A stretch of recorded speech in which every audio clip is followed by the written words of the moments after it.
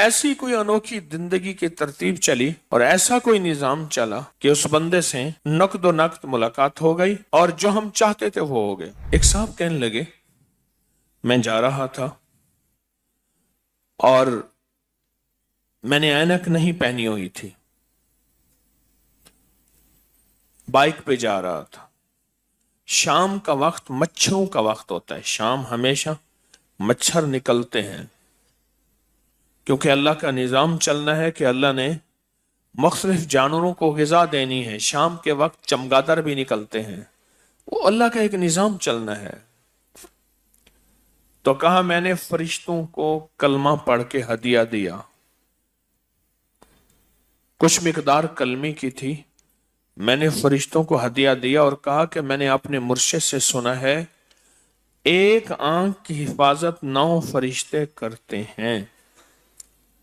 फरिश्तों, मैं आपको कलमा का हदिया देता हूं, मेरी आंख की हिफाजत करें, मेरी आंख में कोई पतंगा, कोई कीड़ा, कोई परवाना ना चला जाए।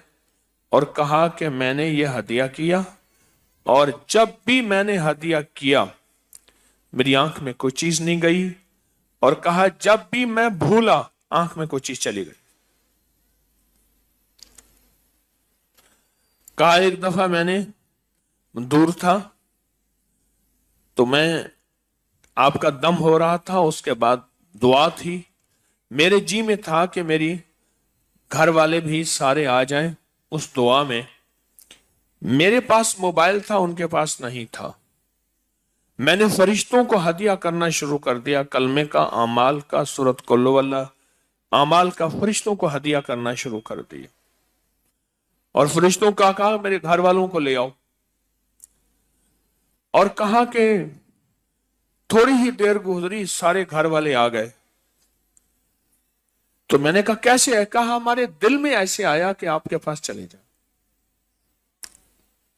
फरिश्तों को हदिया किया।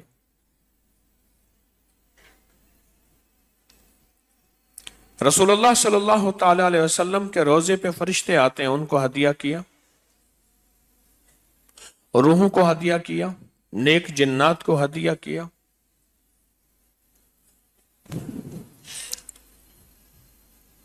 काम बन गए।